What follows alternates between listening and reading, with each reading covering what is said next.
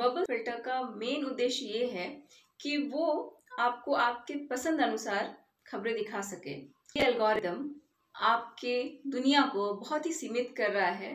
आप बहुत सारे रेलेवेंट खबर से दूर रह रहे हैं। आप अन्य जो व्यक्ति हैं जो आपसे विभिन्न सोच रखते हैं, उनके सोच को जानने से आप वंचित रह रहे हैं। Learn to stay safe online with cybersecurity expert Mini Rani Sharma. Om Shanti. अर्थात हम एक आत्मा और हमारा स्वधर्म है शांति का। लेकिन न जाने आज हम किस दौर में भागे जा रहे हैं, जिसका हमें अंदाजा ही नहीं कि उस दौर का डेस्टिनेशन कहाँ है और अंत में जाके हम हासिल क्या करने वाले हैं।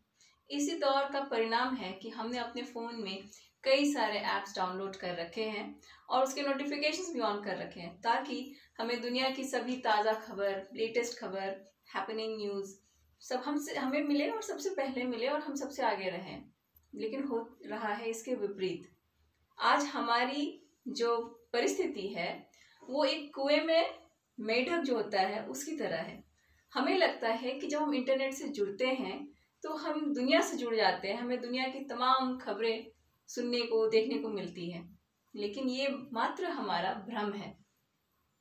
इंटरनेट पे जब भी आप विजिट करते हैं कोई भी सोशल साइट पे, जैसे कि आपका फेसबुक, ट्विटर, गूगल सर्च, कुछ भी जब आप करते हैं तो ये सारे साइट्स जो हैं ये एक एल्गोरिदम का प्रयोग करते हैं, जिसे हम कहते हैं बबल फिल्टर। मतलब जो इंटरनेट हम समझ रहे थे एक बड़ी सी दुनिया है।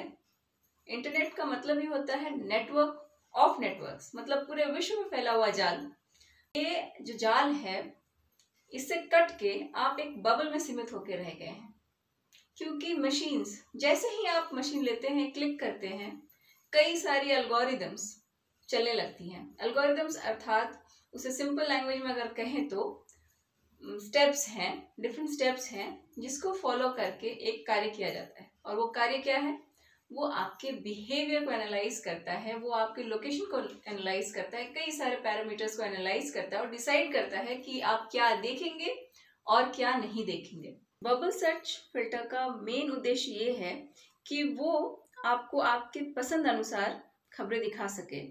लेकिन ये एल्गोरिदम आपके दुनिया को बहुत ही सीमित कर रहा है। आप बहुत सारे रेलेवेंट खबर से दूर रह रहे हैं। आप अन्य जो व्यक्ति हैं जो आपसे विभिन्न सोच रखते हैं, उनके सोच को जानने से आप वंचित रह रहे हैं। ना सिर्फ फेसबुक बल्कि गूगल, ट्विटर, ये सभी बबल सर्च फिल्टर पे ही काम करते हैं। ट्विटर पे तो आप फॉलो ही उन्हें करते हैं जिनको आप फॉलो करना चाहते हैं। तो हमें जरूरत है अपने दायरे को विकसित करने की। मार्क जुकरबर्ग से जब पूछा गया कि आखिर ये एल्गोरिदम है क्यों, तो उनका कहना था कि अगर कोई स्क्विरल है जो कि आपके गार्डन में मर रहा है तो आपको उसमें ज़्यादा रुचि होगी, ना कि आपको अफ्रीकन्स जो मर रहे हैं उन पे ज़्यादा रुचि होगी। आप लोगों ने भी अनुभव किया हो, अगर आप किसी लिंक पे, किसी फ्रेंड के लिंक पे आप फेसबुक पे आप क्लिक कर रहे हैं, तो अगर हैं कुछ फ्रेंड्स जिनको आप क्लिक कर रहे हैं तो फेसबुक सिर्फ आपको उसी के पोस्ट ही दिखाएगा, बाकी से आप कहीं नहीं कहीं जुड़ने की जगह कटते जा रहे हैं। इस वीडियो में मैं यही बताऊंगी आपको किस तरह से आप इस बबल से बाहर निकल सकते हैं और सही मायने में अपडेटेड रह सकते हैं।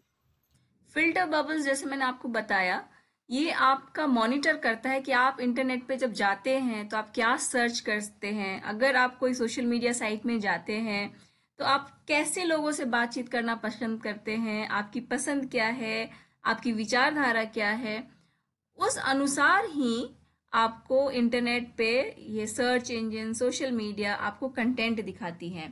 तो जैसे एल्गोरिदम्स ने, ये स्मार्ट मशीन्स ने कहीं ना कहीं आपको बुलबुलों में घेर रखा है। तो हम सभी व्यक्ति अपने अपने बुलबुले में जी रहे और हमें लग रहा है कि हम बिल्कुल अपडेट। बहुत सारे एल्गोरिदम्स हैं, बहुत सारे डेटा आपका कलेक्ट किया जाता है, जिसके आधार पे ये डिसाइड किया जाता है कि आप क्या देखेंगे ताकि आपको बुरा ना फील हो। जैसे अगर आप एक पर्टिकुलर पॉलिटिकल पार्टी को सपोर्ट करते हैं तो इंटरनेट पे बस उसी की अच्छी अच्छी बातें आपको दिखाई जाएगी।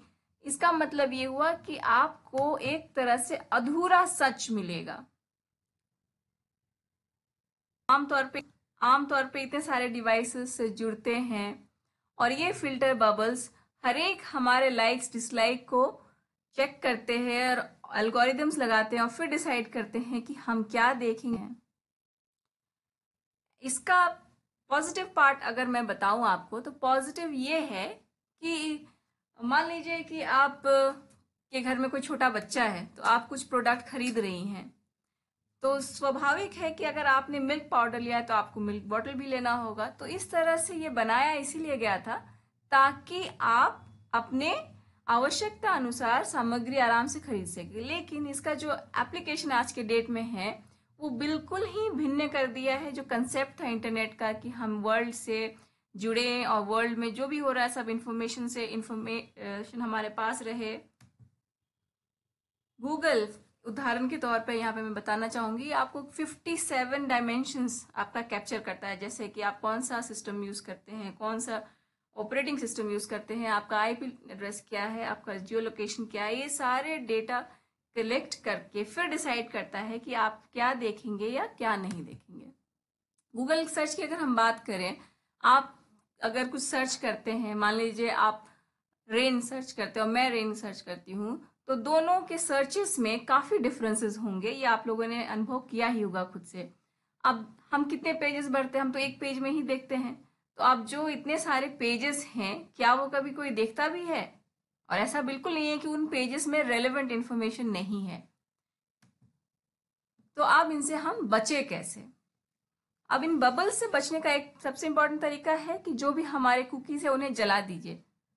जले हुए कुकीज टेस्टी तो नहीं लगते हैं, लेकिन मैं यहाँ पे बात कर रही हूँ वो कुकीज जो हमारे इंटरनेट ब्राउजर पे सेव्ड रहता है। जब हम किसी वेबसाइट पे जाते हैं तो पीस ऑफ इंफॉर्मेशन हमारे ब्राउजर पे ही वो सेव रहता है, वो सर्वर पे नहीं, हमारे मशीन में ही सेव रहता है। तो वो हमारे हाथ में है, हम उसे डिलीट कर सकते हैं। तो हमें वो डिलीट करना चाहिए। हमें एड ब्लॉकिंग एक्सटेंशंस यूज करने चाहिए ताकि बेवजह के एडवर्टीजमेंट्स हमें परेशान ना करें। इनकॉग्निटो मोड यूज करना चाहिए हमें, ताकि हमारा डिटेल्स ज़्यादा से ज़्यादा बचाया जा सके। अब नेक्स्ट है कि हमें ऐसे वेबसाइट्स या ब्लॉग्स पढ़ने चाहिए जिनकी एरिया वाइड हो, ना कि नैरो। और हमें अपना फोकस जो है एंटरटेनमेंट से शिफ्ट करके नॉलेज में करना चाहिए, क्योंकि जब आप कोई चीज़ एंटरटेनमेंट में जाते हैं तो ऑथेंटिसिटी थोड़ी कम हो जाती है, फोकस होता है पूरा का पूरा एंटरटेनमेंट में। हमें अपनी ब्राउजिंग हिस्ट्री डिलीट करनी चाहिए और हमें प्राइवेट सर्च इंजिन्स जैसे डक डक गो ये यूज़ करना चाहिए। ये आपका ज़्यादा ये बबल फिल्टर यूज़ नहीं करता है। टॉर ब्राउजर्स यूज़ कर सकते हैं, आप वीपीएन्स यूज़ कर सकते हैं।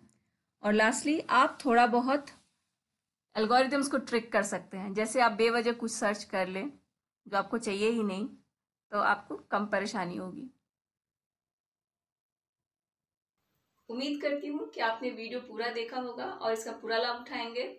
हालांकि आपको बता दें कि इतने स्टेप्स करने के बावजूद भी जो भी एप्लीकेशंस हैं वो आप पे कई अलग तरीके से भी नज़र रखती है, क्योंकि at the end of the day आप उन्हीं का एंड्रॉयड यूज़ कर रहे हैं, उन्हीं का ब्राउज़र यूज़ कर रहे हैं। एटलीस्ट जिसके पास आईफोन है वो थोड़ा ज़्यादा सिक्योर है, और जितने भी आईफोन जिन लोगों के पास है मैं उन्हें इंसिस्ट करूँगी कि वो सफारी ब्राउज़र ही यूज़ करें, वो ज़्यादा सिक्योर है। ओम शांति।